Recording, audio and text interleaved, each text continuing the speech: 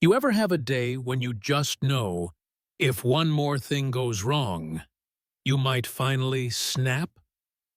That was me, standing at the bus stop that morning, dress shirt pressed, tie knotted tight, all my hopes riding on this one job interview. I'd spent all night rehearsing answers, convincing myself if I played by the rules, I'd get my shot. But let me tell you, the universe had other plans. Bus rolls up, and I do what everybody does.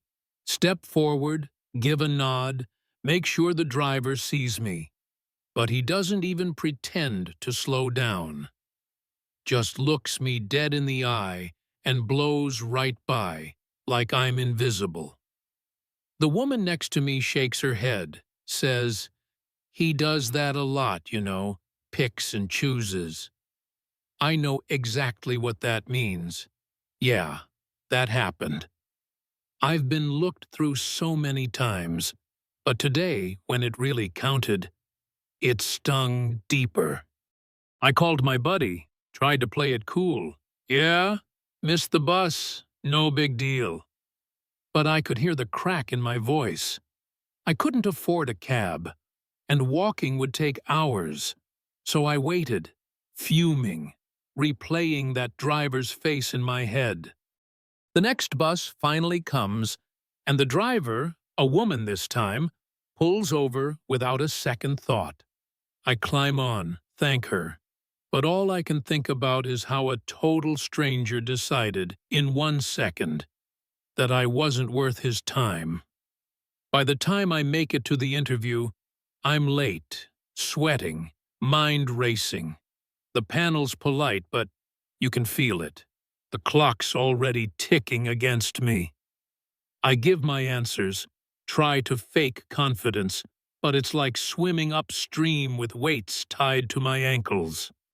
I walk out of there knowing I blew it. Next morning, rejection email, no surprise. That's when something in me snaps. I just couldn't let it slide, you know? So, I go back to that bus stop, same time, hoping the guy'll show up. He does. This time, with more people waiting, he's gotta stop. I get on, don't sit, just walk right up and ask, "Why didn't you stop for me yesterday?" He stares at me, cold as ice, says, "Maybe I didn't see you. I got a schedule." Yeah, right. Like I was invisible.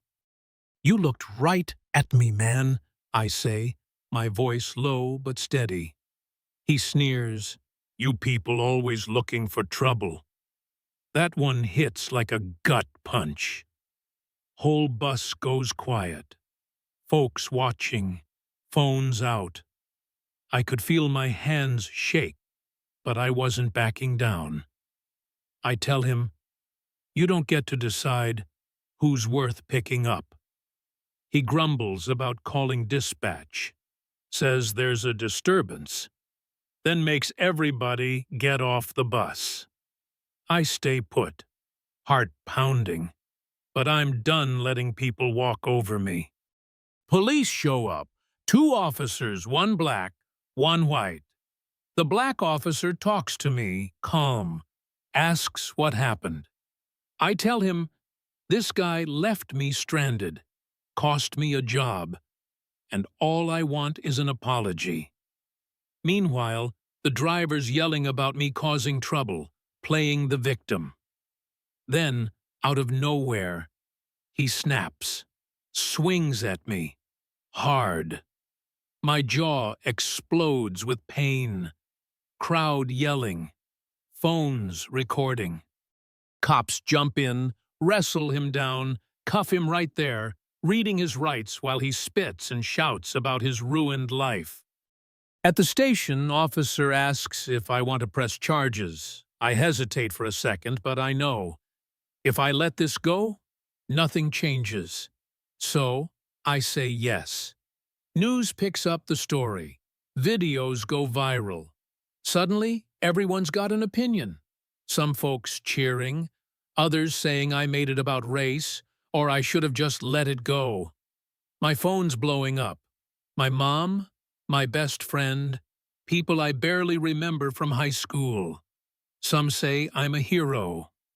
Others say I'm just stirring the pot. Lawyer calls, drivers offering hush money to drop the charges, sign a NDA. But I can't take it. I'm fighting for something bigger now. Court's rough. His lawyer paints me as angry and dramatic. But I stick to my story. I tell them how a lifetime of little moments like this adds up. How sometimes you gotta make noise just to be seen. Jury comes back, guilty. The guy slumps in his seat, looks like all the fight's gone out of him. As I walk out of the courthouse, there's a crowd, some clapping, some shaking their heads. I look at the sky, thinking, maybe for once, standing up for myself was worth it. Thing is, victory's never as simple as you think. Some folks say I did the right thing. Others claim I just wanted attention. And yeah, sometimes I wonder if it changed anything. But now, when I see a bus, I know I didn't just swallow it and keep moving. I made sure, at least once, somebody got held accountable. So, what would you have done? Would you have pressed charges? Or just kept your head down? Ever been dismissed by someone who had power over you? What did you do about it? Drop a comment below.